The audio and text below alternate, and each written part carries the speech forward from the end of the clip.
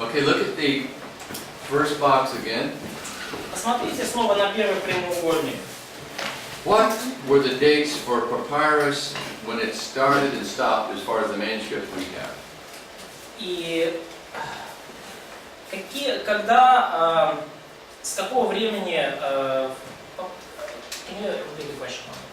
Okay, if you look at your chart, when does papyrus manuscript start and when do they stop? Когда начались манускрипты на папирусе и когда они перестали использоваться? Когда начали использоваться? В году 30 нашей эры. В 8 веке. They started to use in 30 AD and they finished in 8. Нет, финиш в 16-м.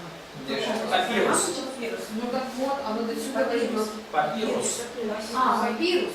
Смотрите, вот эта линия здесь, вот, которая тут, она должна быть где двоечка. То есть вот эта линия, то есть не на 30-м году, как бы, да, нашей эры, а там, где двоечка уже. Это там, где папирусы потихонечку начали выходить из употребления. Now next year we hope that you will have to move it back, but for this year it really should be on there. Да. Next year they should prove that it's first century. Надеемся, что so this line should be like. Yeah, it should be like I have. Okay. Надеемся, что в следующем году мы сможем уже даже переместить немножко эту дату. Ну, то есть, so this mark is on later on argument. This mark passage. Yeah, it's where papyrus starts. See, papyrus manuscripts don't go to the first century; they only go back to the second century. These are the centuries, right? Yes. Okay. So this chart shows it starting here, but it really starts here. You mean vellum, leather? Yes. Papyrus. Start from this. Right. То есть, смотрите, пергаментные манускрипты, они начинаются со 2 века. То есть, А где там говорите, был папирус? So, do we have Old Testament written on leather or on papyrus? The whole Old Testament is only in leather. Весь Ветхий Завет у нас записан только на пергаменте, на коже.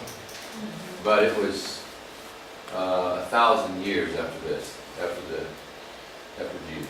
Но это уже произошло там 1000 лет после Иисуса.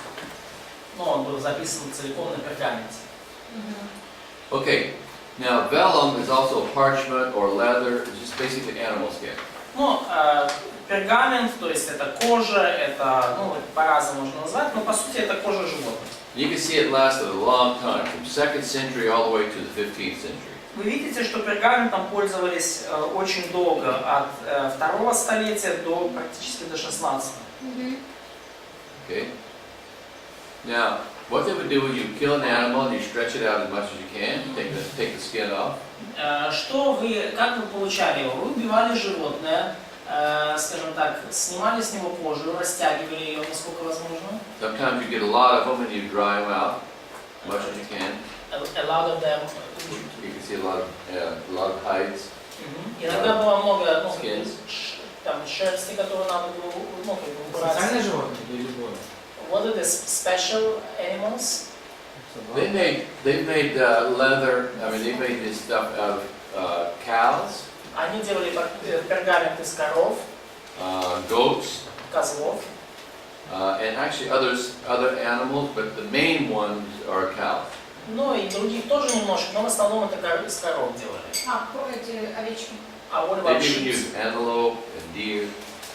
Ну также могли антилопы, использовать. What about sheep?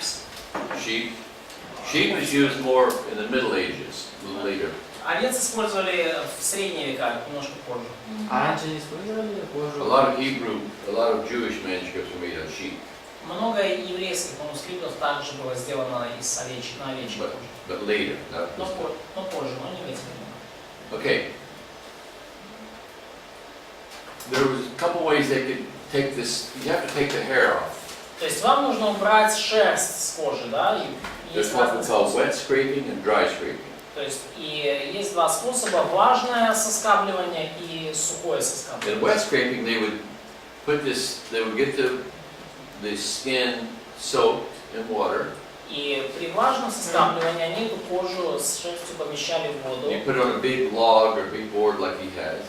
Потом клали на вот такую длинную доску. And almost, this board is almost flat, not quite, almost flat. И эта доска практически плоская, ну почти. Okay?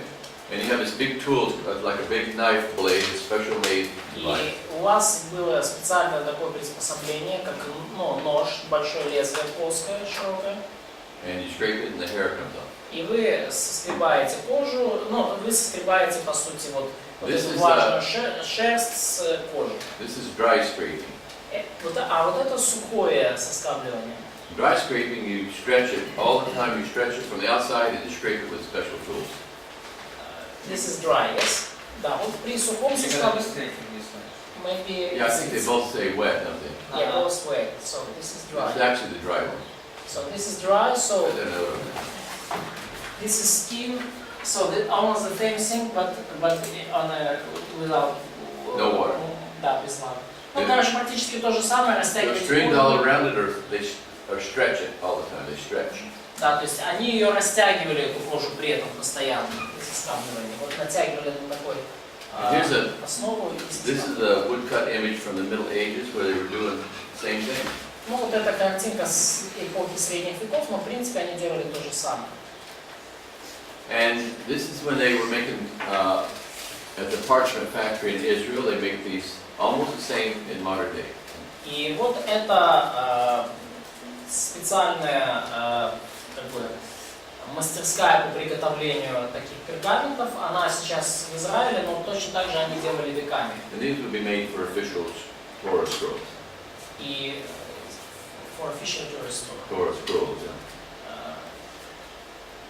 То есть, ну, это so the scrolls have the official purpose. All these. Yeah, these in Israel would be made for, they would be made for, to make official scrolls for the synagogues, yeah. Да. Ну вот и в таких лабораториях изготовлялись такие официальные, очень такие важные свитки, которые использовались в синагогах. Now here's a sample of a vellum manuscript of the New Testament. И вот это пример такого пергаментного свитка Нового Завета. It's a manuscript Sinaiticus or Aleph. И вот это Синайский кодекс, или Алеф его называют. And Sinaiticus is, of all the New Testament manuscripts, it's the only one written on 4 columns per page. И Синайский кодекс это единственный из свитков Нового Завета, написанный в 4 колонки на страницу. You can see this was obviously made by a professional scribe. It's very, very super good quality. И очевидно, что этот свиток был сделан профессиональным переписчиком. Качество You can also see over the centuries this manuscript has had several correctors. И мы видим также, что в течение столетий у You can see where some changes were made here and there. манускрипта было несколько корректировок. Different places where a scribe would try to fix something. Есть какие-то изменения в некоторых местах, где переписчик пытался что-то изменить. And these ancient manuscripts are so important. Every corrector has been professionally identified. This him, this is him, this page. И And every corrector is a new evidence for the New Testament. The different evidence. Now, this is the manuscript that's used as evidence for the New Testament, but the scribe's comments are another evidence. То есть, чем уникальны эти корректировки? Во-первых, каждый переписчик, он делая какую-то корректировку, он оставлял свое имя.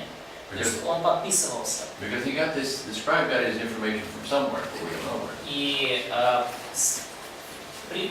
И при том, что сам свиток является свидетельством Нового Завета, но эти корректировки также являются свидетельством, потому что переписчики брали информацию для корректировок откуда-то, и они получали это. То есть ценно не только рукопись, но и корректировки. Okay. By the way, I should say also that Sinaiticus, this manuscript, is a couple things about it. One is that хотел бы сказать it's кое-что the о oldest Синайском complete кодексе. Bible in the world. Во-первых, это самая древняя, полностью завершенная Библия в мире. Dates approximate 360. Где-то 360 It's Old and New года Testament. датируется, и это Older New Testament. Old and New Testament. И там есть и Ветхий, и Новый Завет. Синайский кодекс это, да, 360 года. Из Sinaiticus Aleph 360. Yes. Да, да. Aleph and Sinaiticus is the same thing. То есть Синайский кодекс и документ Алеф в ваших текстах, ну, греческого Нового Завета, это одно и то же. And B and Vaticanus is the same thing. А Б и Ватиканский кодекс это тоже одно и то же. Now, this is the one that took approximately 360 cows to make this manuscript. И для того, чтобы сделать этот манускрипт, понадобилось 360 коров. So they're very expensive. И это было очень дорого. So if I said, what's the advantage of using vellum? It lasts a long time, and it can be very smooth. It lasts a long time. That's a big advantage. То есть самое большое преимущество пергамента, как вы видите, то, что он очень хорошо сохраняется. Очень хорошо. So what's the disadvantage? Но какой недостаток пергамента? Рвется. А? Дорогой. Рвется пергамент? Дорогой. It's expensive. Какой недостаток Дорогой. пергамента? Денег много. Costs a lot. Very It's expensive. expensive. Очень дорого. That's why they were made. Most of these big papyrus were made after the 300s, when Constantine became the emperor, and millions of people came into the church, and the church had money. И вот почему большинство пергаментов у нас, они уже после 300-го, ну, 320 года, в 300-х годах, когда Константин разрешил христианство, и миллионы людей начали ходить в церкви, и в церкви появились деньги. Okay. And these manuscripts were used for a long time. Many New Testament manuscripts are made out of this. И эти манускрипты, они использовались очень долгое время, и множество других манускриптов были скопированы с этим. Here's a Syriac manuscript И это сирийский манускрипт of 5th century, 5-го столетия, made out of leather. тоже сделанный из кожи, пергамент. And the last one on our top of our chart is paper. И последний вот пункт у вас на вашем Now what century? табличке это бумага. What century was paper invented? В каком веке была сделана бумага, изобретена? 9,5. 9.5 according to the chart. Okay, 9th century. В 9 веке. And when did they stop using paper? А когда они прекратили использовать бумагу? Еще не прекратили. Они так и не прекратили. So most manuscripts of the New Testament are actually on paper, most of them. И большинство рукописей Нового Завета, они на бумаге написаны. Okay, I don't know the numbers, but most of them. Я не Because знаю, most точно of them, число. most manuscripts of the New Testament date after AD 1000. Потому что большинство рукописей именно Нового Завета, они уже после 1000-го года.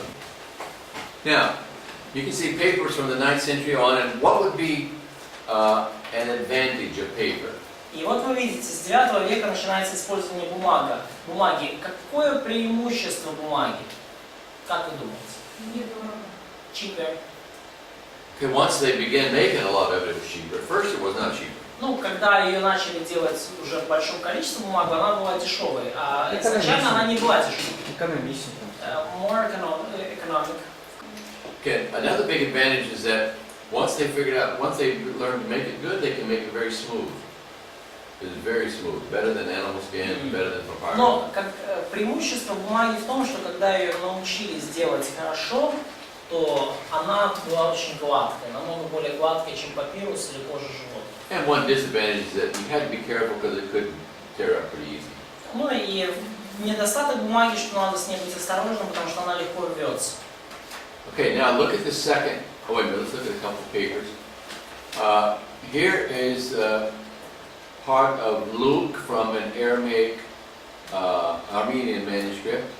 И вот, посмотрите на картинку, это часть Евангелия от Луки на армянском And языке. this is actually on paper, and it's dated 1066. И это на бумаге, и она датирована с 1066 годом. So this is very old paper. And still look at good condition it is. Очень древняя бумага, но все равно выглядит, ну, состояние еще очень даже неплохое. So it's clear that this was not used much. Because Yes. of it. Очевидно, что использовался не так часто. Ну, что хороший Here's one from about 1200. This was found in Mosul, Iraq. Вот это найдено в Масуле, Ирак, это 1200 год нашей. And it's a picture from the beginning of the gospel. Это картинка вот из начала Евангелия. Some of the gospels have pictures at the beginning. То есть, у некоторых Евангелий, некоторые издания Евангелий, в начале у них были картинки. Remember I told you about the Magna Carta? Вы помните, я вам говорил про Великую Хартию Вольности It's или an Магна English Карту? document on paper, То есть английский документ, написанный на бумаге, 1215, and it's the basis of the Western laws. 1215 год, и этот документ это основа западного права, западного законодательства. And who was one of the guys that signed it? И кто был человеком, одним из людей, которые подписали эту Магну Карту? Как-то тот, который разделил Библию на главы. The same guy who split the Bible in chapters. Yes, Stephen Langton. Стивен Лангтон. And that was Стефан Лангтон. about 10 years later. Но он разделил Библию на главы и через 10 лет. But this is a piece of paper, very old. Но вот это бумажный свиток, очень древний. Okay, now go back to your chart again. И давайте вернемся к вашей таблице снова. And the second box is what they wrote with, the writing instruments. И на второй прямоугольник это то, чем они писали, инструменты письма. First they wrote with reeds. Вначале они писали тростником, And a reed is just a plant. и тростник это просто растение. I'll show you some pictures of them. Я покажу вам You can take them. And фотографии. what would be an advantage of using a reed? Какое преимущество использования тростника? You just could find him almost They're anywhere. cheap. They're plants. They're cheap. Right. Ну, дешевое, это растение, ты просто подошел, сорвал. Dry them out a little bit, sharpen it up with a knife, and you have ink pen. Высушил, заточил, и вот можешь уже его использовать. What's advantage? Disadvantage? Какой недостаток? You can write only 2 words with a good quality. Huh? You could write only 2 words with a good quality. Yeah, you can only write because it takes almost no ink in it, and so it can only write 1 or 2 words. То есть, поскольку тростник практически не держит чернила в себе, то Also, можно писать одно-два слова. This reed was, of course, it would have to have a very sharp point И, to конечно write же, with. чтобы писать And этим like- тростником, надо его заточить. If you take like a toothpick, a sharp piece of wood, И, то есть, если у вас есть, например, как, зубочистка, да, то есть if острый you stick it in water and write with it, and stick it in water and write with it, stick it in water and write with it, or paint or any liquid, what happens to the wood? то если вы, например, берете вот такой кусочек там, дерева или растения, обмакиваете в воду, пишете, обмакиваете в воду, пишете, что происходит с деревом? It becomes, It gets soft and mushy and it doesn't write good. да, то есть уже размягчается, становится, короче, уже не пишет хорошо. So the disadvantage of a reed is also you have to keep sharpening it. Поэтому недостаток тростника в том, что его постоянно надо подтачивать. Okay, then in the 4th century they began to use the quill or the feather. И в IV веке они начали использовать перья. And what's a advantage of feathers? В чем преимущество перьев? Не надо затачивать. You don't have to sharpen. И они держат чернила. Well, you have to sharpen it the first time. Сначала надо заточить. Они, Держат чернила. they could keep an ink. They could keep an ink. The shaft of the feather is hollow and it sucks up a lot of ink, so you can write more than just a few words. То есть в перо вот это вот, туда заходит достаточно много чернил, то есть там надо меньше его обмакивать. Also, like he said, when you sharpen it, when Jesus made ducks, he made them waterproof. И также, когда вы его затачиваете, когда Иисус создал уток, Он их сделал водостойкими, да? So you can stick it in the ink 1,000 times, it's still sharp. То есть вы можете перо опустить в чернила, и оно все еще в жидкости, и оно останется твердым. And most New Testament manuscripts are made with feathers. И большинство рукописей Нового Завета сделано как раз таки перед.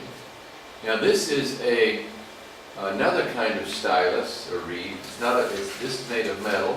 И вот это уже другой вид. Это металлический стилус. And Другой инструмент. one end was sharp and one end was flat.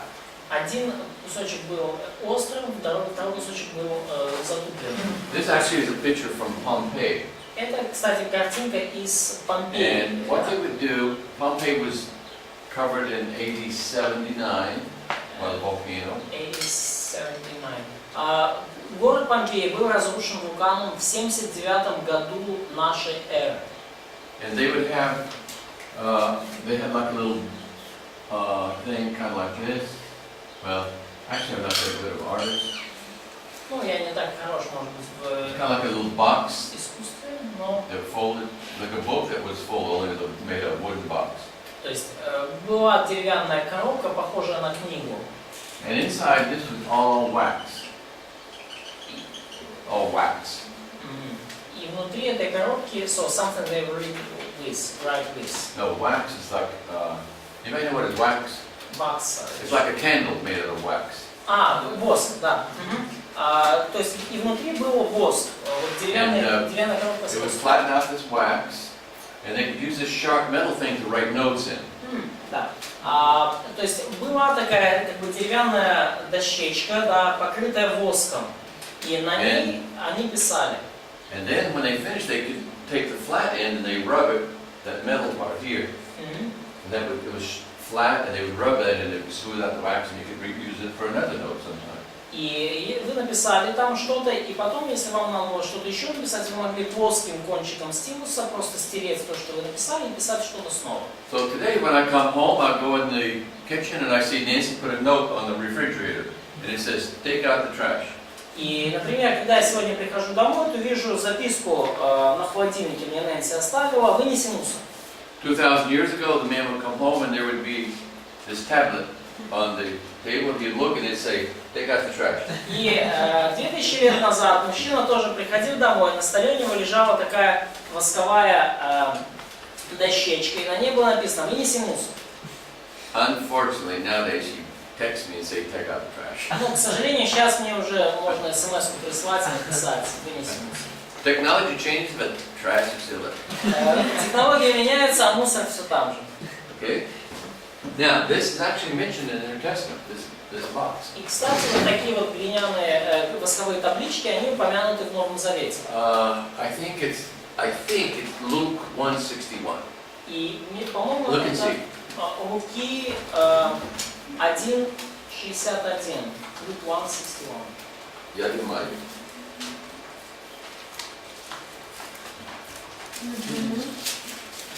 What does it say? They say to her 63. Ага. He asked for writing tablet and to everyone astonishment grew. Да, 63 стих, 1:63. Он потребовал дощечку и написал Иоанн имя ему, и все удивились.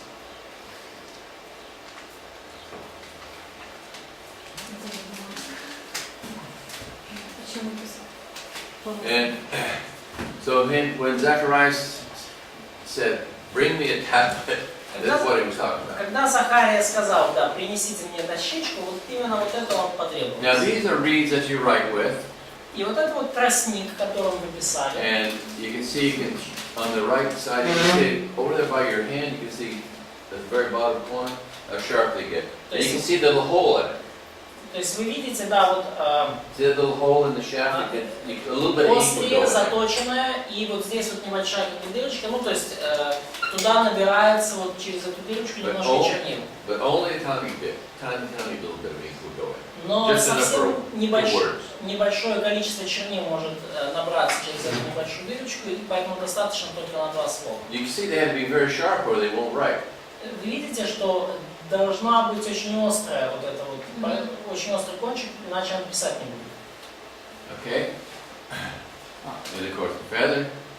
Вот перо. By the way, even today when the Queen of England signs an official document, it's, what do they use? Beautiful Да. feather. Даже сегодня, да, когда королева Англии подписывает официальный документ, она использует очень красивое перо.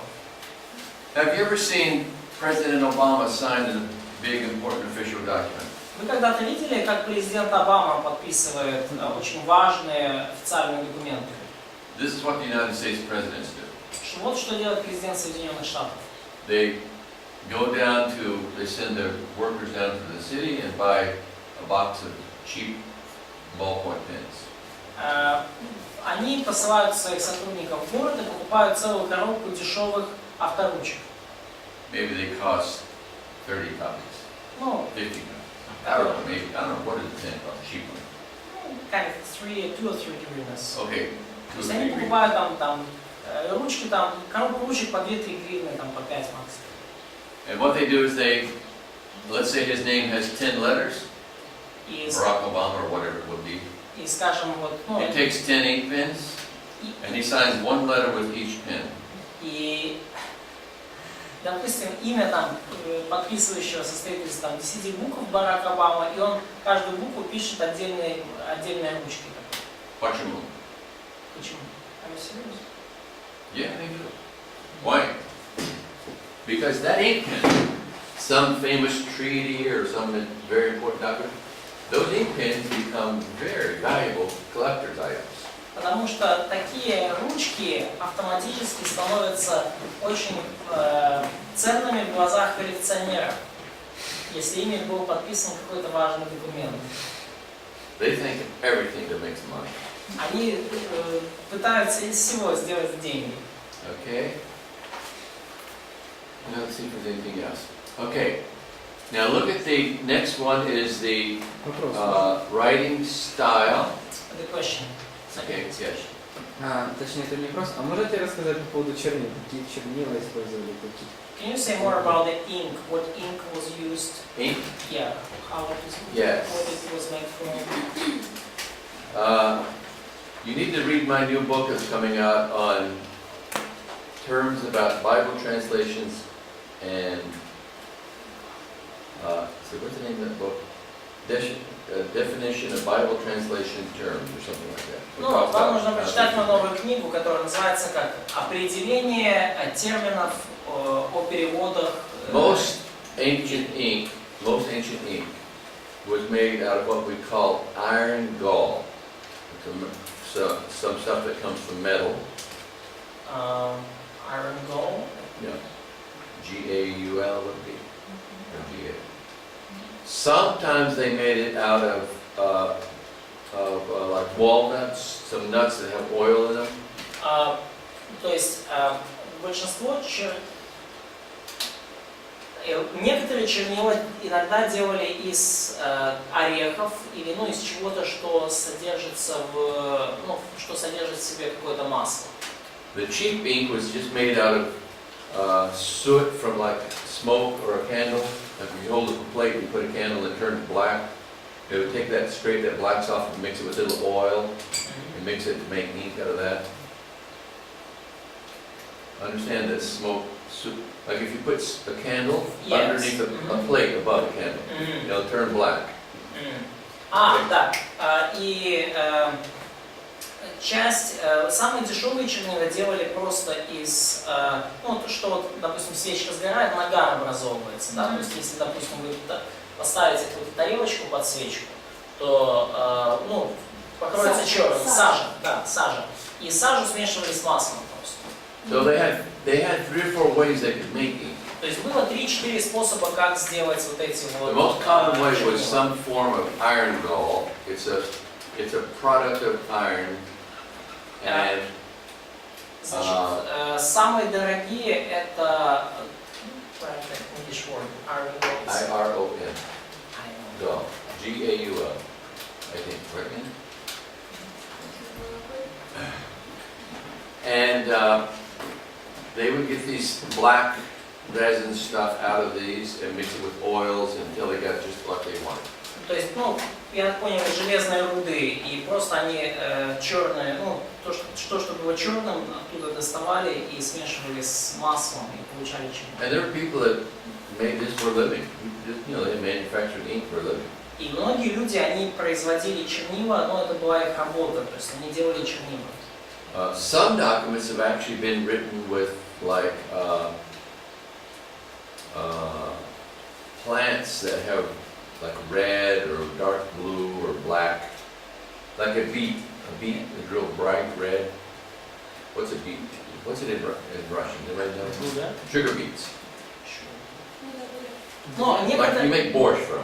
да, как свекла, например, некоторые чернила цветные делались из растений или там с ярким цветом, например, как из свеклы, да, то есть ярко-красные. Вот. Okay, you remember a long time ago, when they were printing, like let's say 50 years ago, they didn't have like electronic printers and stuff. They had what they called mimeograph, a machine that would crank through a piece of paper and it would make a copy. I don't know if they know such things. В древности, когда у них не было там принтеров или печатных машин, они использовали специальные такие вот приспособления. They probably don't know what I'm talking about because they've never seen one. How it was как? Мимиограф. Мимиограф, да. Okay, some of our older students in Rivne showed us some documents they made on mimeograph. Некоторые наши студенты постарше ровно, они показывали документы, сделанные на And it was мимиографе. prayer lists that they made during Soviet Union persecution days. Это молитвенные листочки, которые они делали во время гонений в советское And время. the Soviet Union would not let them have any type of printers or even ink. И советская власть не позволяла им иметь никакого рода печатных приспособлений, даже чернил. They showed us these documents they printed with the dye from beets, the red stuff. И они показывали нам документы, сделанные с помощью сока свеклы. Some ancient documents were made also with animal and plant dyes that come from those things. И многие древние документы были написаны также с помощью этих жидкостей, получаемых из животных или из растений. But the most ink that were done on ancient manuscript was made from what we call iron gall or sometimes nut gall. You know, like it's a walnut? Yes, walnut орех. Yeah. Well, Грецкий. they have some black stuff in them. I don't really know what Ага. and they can be squeezed out of them, and if you squeeze enough of them, then you can mix it with some oil and make ink out of it. То есть вот в, допустим, грецких орехах, да, содержится определенное, если выжимать черное вещество, это надо хорошо выжать. И если вы его выжимаете оттуда и смешиваете это с маслом, то вот вы получаете чернила. И так делали самые дорогие чернила в древности. So they had several ways of making ink. То есть было несколько способов, как произвести The best thing to чернила. do is just go on Google and look up ancient ink, and there'll be several explanations. И вы можете заглянуть в Google и там вбить древние чернила, и там будет несколько объяснений того, как это происходит. Now the third box is the writing style. Третий прямоугольник – это стиль письма. First it was uncial. Вначале это был унциальный шрифт. And the uncial letters are the large, kind of boxy looking letters, individually made. И унциальный стиль – это большие буквы, выглядящие как Now такие прямоугольники. these would be uncials because they're one letter at a time. Потому что и вот это унциальный шрифт – одна буква за раз. So for example, if you write the letter 1 in English, Пишите This слово «один» на it could английском. be like an uncial style, or it could be, or cursive style would be like 1, all connected together. То есть унциальный – это когда буквы разграничены, да? А как рукописный или курсив – это когда они связаны друг с другом. Now most uncials were a little bigger and one letter at a time. То есть большинство унциальных рукописей, они были, то есть текст был крупнее и одна буква, скажем так, буквы разделенные были. Here's a picture of manuscript Vaticanus, Вот это Ватиканский кодекс, иллюстрация его. and it's just to show the writing style was uncial, large capital letters, individual, not run together. То есть вы видите вот стили, да, унциальные, большие буквами не пересекаются никак. Вот. Now, about the 8th century, they began to use the minuscule style. Около 8 века нашей эры они начали использовать минускульный стиль. It took a couple centuries for this to gradually take over. И понадобилось несколько столетий, чтобы этот стиль стал преобладать. There's, you can see it's all run together. It's not every letter's run together, but it's some. Ну, вы видите, что, ну, может, не все буквы, они друг за другом вместе связаны, но многие. By the way, they could probably read this. И, кстати, они могли все это даже читать. Okay? А, вы можете. What does it say? Что здесь написано? Энгар. The first letter is epsilon, and Первое then буква a big fancy. всего М. Г. No, not good. No. N. Энархе. N. Энархе. NRK. Просто не видно. NRK. And halagas. Кай. In the beginning was the word. В начале было слово. Кай логос. Okay. And the word, you can continue. И вы можете And продолжать. the word И was. слово было... Okay. Now, so what we're saying, who can tell me what would be like an advantage of writing on minuscule? Кто мне может сказать, в чем было преимущество минускульного стиля?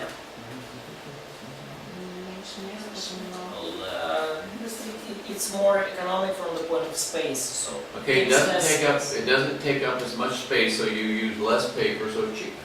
Да, то есть оно не занимает так много места, то есть и так много бумаги, и это дешевле в итоге. Also, there's another advantage: the minuscule could be written a lot faster.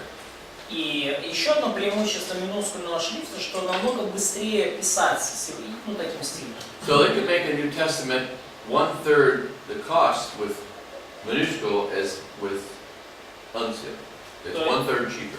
То есть на треть дешевле получается сделать копию Нового Завета минускульным шрифтом, чем унциальным. Okay. Any question on the writing style? Есть ли вопросы по стилю письма? Okay. Now the next one is the written document forms. This is the fourth box. И четвертый прямоугольник — это письменные формы документов. First they use scrolls. Вначале они использовали свитки. And I don't know if there's a difference in your language, but scroll and roll are the same thing. Ну, я не знаю, есть ли различия в вашем языке, но it's just synonymous. We don't have separate words. We just call it свиток. Okay. So, Ну, короче, два английских слова для свитка, но у нас просто свиток и всё. so you can see scrolls were only used at the very beginning, И вы видите, что свитки использовались только в самом начале. and there's out of the 6,000, almost 6,000 manuscripts known of the New Testament, only 4 of them are on scrolls. И из 6000 существующих свитков Нового Завета, существующих рукописей Нового Завета, только 4 являются свитками. Now, if you look at the first, let's say, 3 centuries before the Christian era, И когда вы смотрите там 3 столетия до нашей эры, да, то есть до эпохи христианства, and we're talking about important documents, и мы говорим о каких-то важных документах, 90%, more than 90% would be on rolls. то там где-то 90% важных документов до христианской эпохи, они написаны на свитках. From all secular documents. Все светские документы. But if you go for the first 3 years of the New Testament era, Но когда вы смотрите на 3 столетия уже новозаветной эпохи, for New Testament copy, и смотрите на копии Нового Завета, more than 90% would be on codex, not rolls. то более 90% из них они в виде кодексов, а не And свитков. the scholars agree they did it because it's easier to carry a codex to go to other villages and towns for evangelism and church planting. И ученые сходятся на том, что кодексы просто проще носить с собой на большие расстояния, если вы идете в другой город или деревню для евангелизма или основания новой церкви. What's the disadvantage of a scroll? Какой недостаток свитка? It's hard to find the passage you want to find. Okay. Тяжелее. Yeah.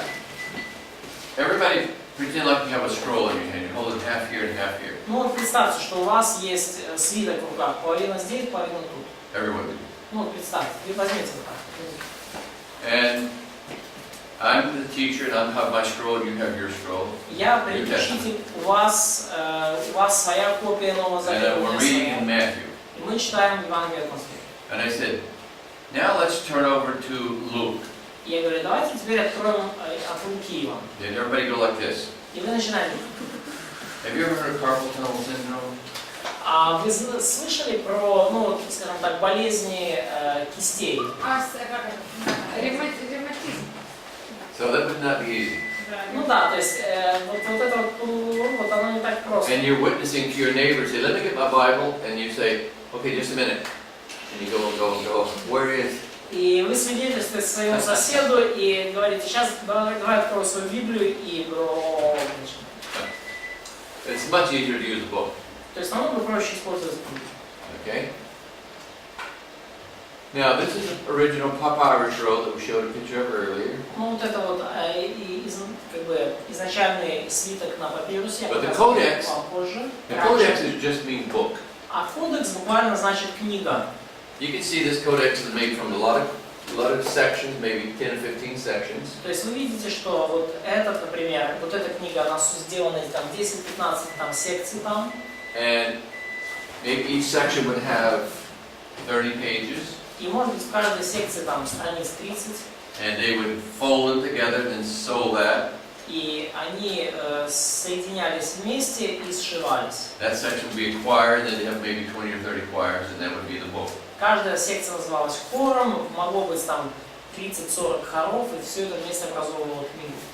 Now, if you've ever seen a modern printer, big printing press, И если вы видели когда-либо современный печатный станок, sometimes they will print like 16 pages on one sheet of paper. You know, this runs through. то иногда такой современный печатный станок на одном листе бумаги может, на одном листе бумаги 16 страниц может When it напечатать. gets to the other end, this pre-made machine knows exactly how to do this.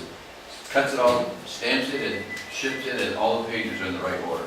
You know, folded and everything. Да, и потом этот кусок бумаги, на котором 16 страниц напечатано, он переходит на другой процесс, где его тоже автоматически нарезают и сшивают в правильном порядке. You can tell your word processor can do the same thing. Like you can tell your computer, okay, I want to make a document 20 pages, and it will know how to fix them. Да, и, наверное, программа Microsoft Word, она может сделать примерно то же самое, то есть вы говорите, я хочу этот документ распечатать там 20 страниц там, в таком формате. И он сам хоть понимает. Codex was a big improvement. И кодексы были таким образом очень серьезным улучшением. This is Codex Sinaiticus, also known as Aleph. И вот это вот Синайский кодекс или Алеф. But this picture was taken with it overexposed, so you don't see the paper, just the black. Ну вот эта картинка была сделана. So you can see all the pages. Какая-то странная картинка. Короче, вы не видите страниц, только, не видите. You don't see pages. Yeah, you can't see like the ink, and I mean you don't see. It's not normally white. It's like a brown color. Это, да, как бы необычно белое. Короче говоря, не видите букв, только страниц. Okay, so by then here you can see that it's clearly a book, and you can see all those pages. То есть вы видите, но по крайней мере вы можете видеть, что это ясно, что это книга, и вы можете видеть здесь. I think this manuscript has, I forgot, it's like 800 pages or something. Насколько я знаю, эта рукопись содержит там 800 страниц, где-то так. Now, by the way, this manuscript is in the British Museum. И эта рукопись находится в Британском музее. And I have been there to this British Library and was able to examine this one. И я был, у меня была возможность быть вот в библиотеке Британского музея, я мог видеть это своими глазами. And these are pictures of the Dead Sea Scrolls, and their manuscripts were made mostly like this also. И But there are a variety of them. These are the caves of the Dead Sea Scrolls. да, то есть вот здесь мы видим сейчас вот пещеры, где хранились свитки Мертвого моря. То есть они использовали пещеры, 1947. найдены были они в 1947 году. Это кумранские, которые... It's the same as Qumran scrolls, Yes. or Qumran caves. It's near Qumran. Да, Qumran was a little town. Ну, возле Кумрана, But Кумран it's very большой close. город. Ну, он близко. And here's a summary of the Dead Sea Scrolls. И вот, как бы, самое главное о свитках Мертвого моря. And I don't want to cover this too much because we have a student writing a research paper on this. Я не очень много на эту тему буду говорить, потому что у нас одна студентка пишет работу на эту тему. The most important one was Isaiah scroll. Наиболее важным свитком был свиток пророка Исаии. Actually, there's two Isaiah scrolls. На самом деле их там два. One of them has the whole book of Isaiah. И в одном полная книга Исаии. It's 1,000 years older than any other full Old Testament Hebrew book, any manuscript ever known. 1,000 years old. А этот свиток на 1000 лет старше, чем любая полная ветхозаветная книга. Полная книга, содержащая Ветхий Завет. Okay. It's a nice place to visit, but you wouldn't want to live there. Ну, неплохое место, чтобы там побывать с экскурсией, но жить вам там навряд ли захочется. You can easily see that these rocks were laid down by Noah's flood because of the layers. То есть вы можете легко видеть, что эти скалы образовались в результате потопа, потому что вот эти слои здесь. Now this is the place of Qumran. You can see nearby the village, the ancient village. Вот это вот место Кумран, то есть вы видите здесь остатки древней You деревни. can see the scroll caves are close by. И вот там вот в тех пещерах находились, там сохранились свитки. Next to the same village. Ну вот это вот тоже та же самая деревня, только снизу. These are 2,000-year-old stikhan. I don't know what you call it. Glasses. Стакан, да. Это вот стаканы 2000-летней давности. By the way, I have this somewhere at home. I have this comic cartoon thing. You know what a cartoon is? It's a one picture of a funny thing. Yeah, I understand. It's a comic or a cartoon, and it shows this 2,000 years ago. This guy trying to sell these jars to these people, to these Arab So people. it's an ancient cartoon? Yeah, Ancient it's a picture? new cartoon, but it shows what it was like 2,000 years ago. This guy's trying to sell jars like these. Ну у меня есть дома такой небольшой мультик,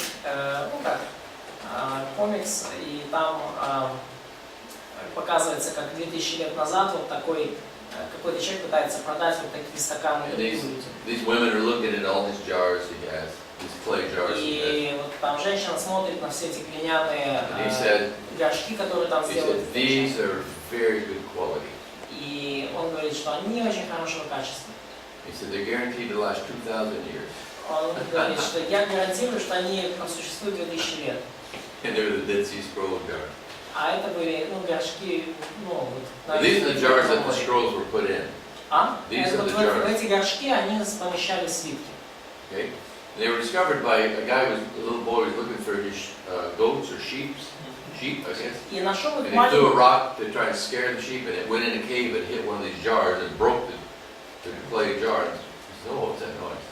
И вот это нашел их маленький мальчик, который пытался там, он пас овец или козлов и пытался их каким-то образом, короче говоря, Он искал свою овечку и вот... Да, он искал и швырял камешки. И он искал овечку в пещере, швырял туда камешки, швырнул и услышал странный звук. Это, когда он попал в один из таких горшков. The Isaiah scroll has two important values. И свиток Исаии, у него есть две важные ценности.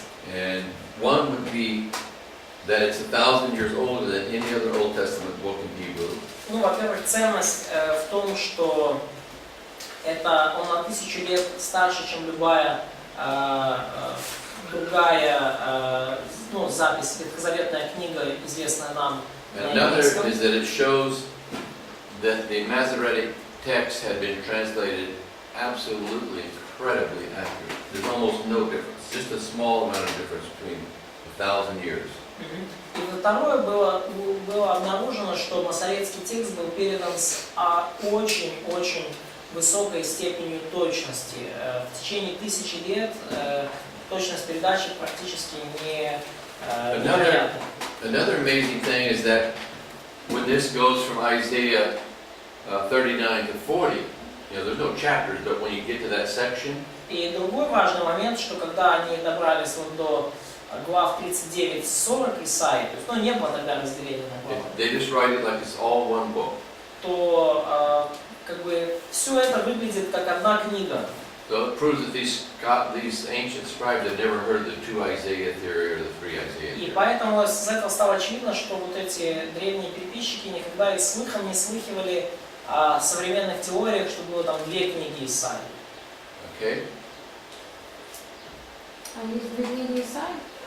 If there are 2 books of Isaiah, they probably unfamiliar with this theory about 2 Isaiahs. Yeah. No. Well, the liberals say that Isaiah was not one document but 2. And that the first one is Isaiah 1 to 39 and then 40 to 60. А либералы говорят, что книга Исаии на самом деле была не одна, а 2. И первая книга это с 1 по 39 главу, а вторая с 40 и до конца. But this document shows that it was all one document. Вот документ, вот кодекс свитки Мертвого моря показывает, что это был один документ. Now look at the last box on page 49. И посмотрите, пожалуйста, последний прямоугольник на Then we'll take странице lunch. 49, и потом будет обед. The last box is more complicated and more important. You need to know this. Последний прямоугольник более сложный, более важный. For example, how many papyrus manuscripts are known today? Например, сколько папирусных манускриптов известно сегодня? 116. 116. Okay, you can see the number 116. And those date from the 2nd century to the 8th century. И они все со 2 до 8 столетия. Everybody see that? Все это видят. Okay. That doesn't mean that there's not some yet to be found. I'm sure there will be. И это не значит, что ничего больше не может быть найдено. Я думаю, что я уверен, что что-то еще найдут. It is amazing to read how some of the really important papyrus manuscripts were found. It's just incredible how they're found. Потрясающе интересно читать, как вот эти многие очень важные папирусные документы были найдены. Now the unsealed manuscripts, Унциальные манускрипты, they date from the 3rd century to the 11th century. датируются с 3 столетия по 11. Have 11th century or what? What century does yours have? Oh, you weren't paying attention. The last box. We're on page. 14. The last box on the left side. Papyri? Unsealed. I see. There's one, 10. Okay, so basically I think 3rd to the 11th century. Ну, я думаю, да, с 3 до 11 столетия унциальные. And we say, you want to say 300? 300. Yeah, it's around them, approximately. Ну, где-то примерно 300, то есть это не точная цифра, но около 300 унциальных The рукописей. good thing about unsealed is that many of them are large documents. They have lots and lots and lots of pages. Ну вот, и вот эти унциальные рукописи, это были большие документы, и во многих из них было очень много страниц. 59 or 60 of, no 59, I should say. Many of them have a whole book or more than a book, like a New Testament book. Whole New Testament, yes. No, not the whole New Testament, like John, like Gospels. То есть многие из них содержат несколько книг. Now, the papyrus ones, there's only about Евангелие, все Евангелия. 10 or 15% of these are fairly long papyrus. Ага, то есть когда речь идет о папирусах, то только там 10-15% из них, по-настоящему длинные. And 80% of them are small, like 2 pages, 1 page, half a page. И 80% папирусов, которые есть у нас, они очень короткие, это там 1-2 страницы. Или даже But the papyrus of the oldest manuscripts we have in the New Testament. Но папирус это самые древние рукописи Нового Завета, которые у нас Now есть. the lectionaries, there's about 2,300, Но лекционары, их у нас порядка and they 2300. go from the 4th century to the end of the manuscript era. И они от 4 столетия до конца эры рукописи. А что это такое? Что это значит, да? Что what's a lectionaries? Okay, a lectionary is a document that's one page, Лекционары это документы из одной страницы.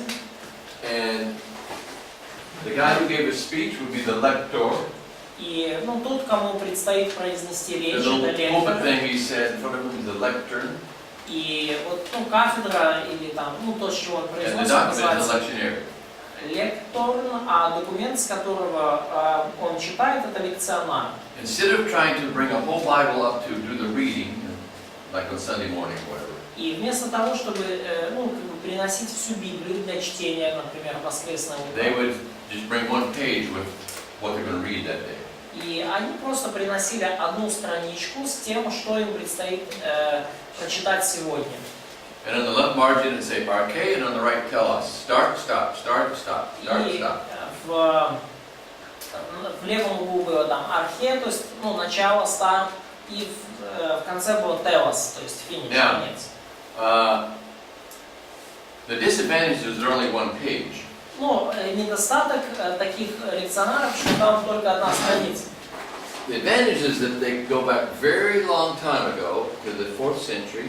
Что преимущество в том, что они появились уже очень давно, There's с a lot 4 of them. столетия, их много, And и the monks who copied these were very, very, very conservative. They didn't change anything.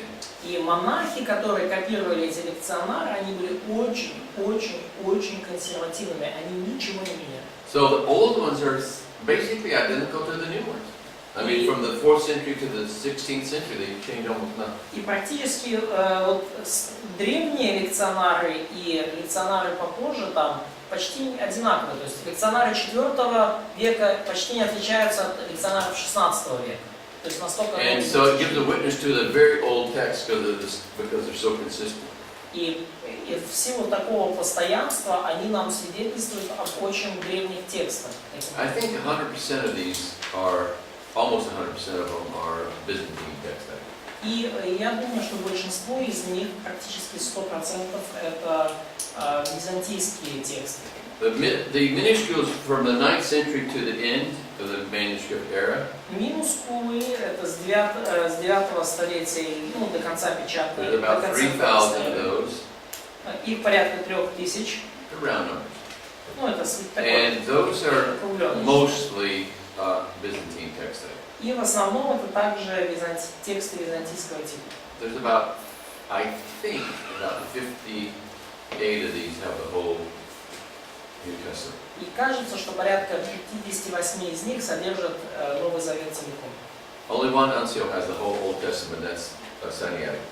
И только один унциальный текст содержит весь Новый Завет. Это Синайский кодекс. Well, like for example, Vaticanus has all but about 4 or 5 books of the New Testament, 5 or 6 books. Vaticanus, 4 or 5 books skipped? Or... No, it has everything, all the New Testament except 5, 6, 7 Да, books. Ватиканский кодекс, например, содержит там весь Новый Завет, кроме там 5 или 6 книг. Okay, any questions on this page? Есть ли какие-то вопросы по этой странице 49? Yes. То есть унициальные это тексты, которые написаны одним почерком, да? А мунускульные это те, которые почерком письменным. Так мы разделяем? Разница в почерках? So, the difference is in fonts, yes, between uncial and minuscule. Yes. Да. Writing style. Не шрифт, а именно стиль письма. То есть... Can you show one more time about uncial? Can I just write it? Okay, look, this would be uncial, this would be minuscule. Вот это вот It's just унциальный. Minuscule means they run it together. Минускульный это когда пишешь так слитно, да? Uncial was bigger and minuscule is smaller. То есть унциальные большие буквы раздельно, минускульные меньшие буквы из, как слитно. And